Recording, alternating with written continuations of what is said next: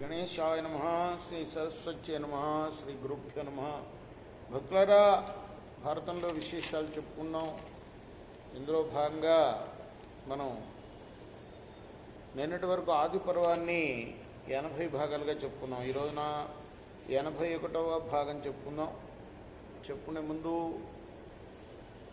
వ్యాస భగవాన్ని ప్రార్థన చేసుకున్నాం. వ్యాసాయ విష్ణు రూపాయ వ్యాసరూపాయ విష్ణవే నమో వై బ్రహ్మణియే వాసిష్ఠాయ నమో నమః. ఆంజనేయం మహావీరం బ్రహ్మవిష్ణు స్వాత్మం తృణార్క ప్రభం శాంతం ఆంజనేయం నమామ్యం సదా నింబవృక్షస్య మూలాధివాసాత్ సుధాశ్రావిణిం తిక్తమప్యప్రియంతం తరుం కల్పవృక్షాదికం సాధయంతం నమామీశ్వరం సద్గురుం సాయినాథం.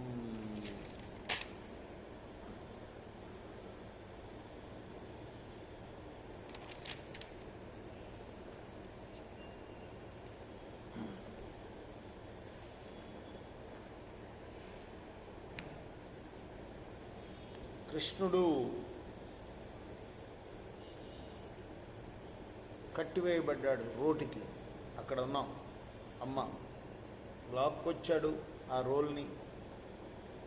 మహాశబ్దం చేస్తూ నేల కోల్పోయినాయి 2 చెట్లు ఆ రోటిని ఢీకొని, రోలు ఢీకొన్నాడు ఆ చెట్లని. అయితే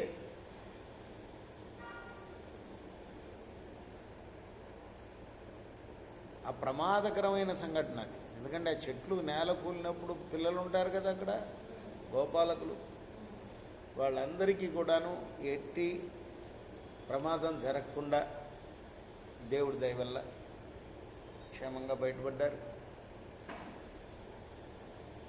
ఇక మీదట ఎట్టి ఉపద్రవాలు రానున్నాయో అని చెప్పి అటువంటి ఉపద్రవాల నుండి రక్షణ కోసం గొల్లలు కదా వాళ్ళు, వాళ్ళకు గుడిసెలు తప్పితే ఏముండవు. ఇక్కడ కాకపోతే ఇంకో చోట వేసుకుందాం గుడిసెలు అని అక్కడి నుంచి సురక్షిత ప్రాంతానికి వెళ్ళాలని నిర్ణయించుకున్నారు. అనేక రకమైన సంఘటనలు జరుగుతున్నాయి. ఏం జరుగుతుందో ఏమో ఇక్కడ ఉంటే అని అక్కడికి సమీపంలో ఉన్న బృందావనం, ఆ కొత్త వనం, అది ఒక వనం రమణీయంగా ఉంటుంది. పశుగ్రాసం అంతా కూడా సమృద్ధిగా ఉంటుంది. చుట్టూతా జలం కూడా సమృద్ధంగా ఉంటుంది. కాబట్టి అక్కడికి వెళ్దామని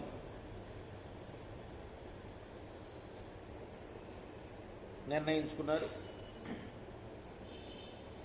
మీ అందరికీ కూడా నేను చెప్పేది నచ్చినట్టయితే ఏమాత్రం ఆలోచించకుండా బండ్లన్నీ సిద్ధపరచండి. మన గోవుల్ని శకటాలని తీసుకొని నడవండి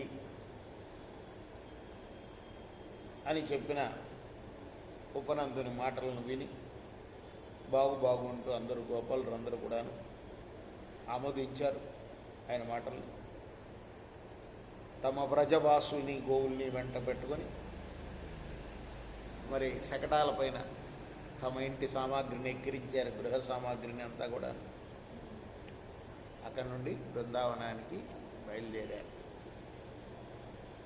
పరీక్షణ్ మహారాజా సుఖయోగి చెప్తున్నాడు, వృద్ధుల్ని, బాలుర్ని, స్త్రీలని, సకల గృహోపకరణాలని శకటాలపై చేర్చుకొని గోపాలురు తమ చేతిలో ధనుర్బాణాలు చేతపట్టుకొని నడిచారు. గోవుల్ని, దూడల్ని ముందు భాగంలో నడిపిస్తూ వాటికి వెనక భాగాన తాము కొమ్ము వాయిద్యాలు పూరిస్తూ అద్భుతంగా మరి తూర్యధ్వనుల్ని కావిస్తూ పురోహితులతో కూడి తమ ప్రయాణాలని కొనసాగించారు. అలానే గోపికలందరూ కూడా తమ వక్షస్థలాల్లో రచించుకున్న కుంకుమపత్ర శోభలు మనోహరంగా ఉన్నాయి.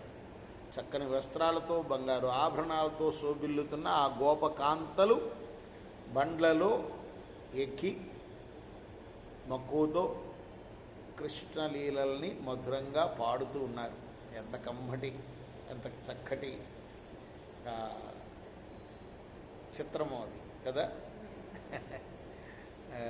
ఒకప్పుడు మా మామయ్య ఒక పెళ్ళికి తీసుకెళ్ళాడు మమ్మల్ని అందరినీ కూడా. అప్పుడు అన్ని బండ్లల్లోనే ప్రయాణాలు మా చిన్నతనంలో కూడా.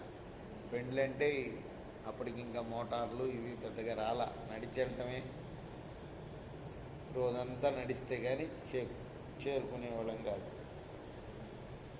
ఆ తర్వాత బండి కట్టాడు ఆయన ఆ ఊరి నుంచి పెళ్లి కూతురు ఊరికి.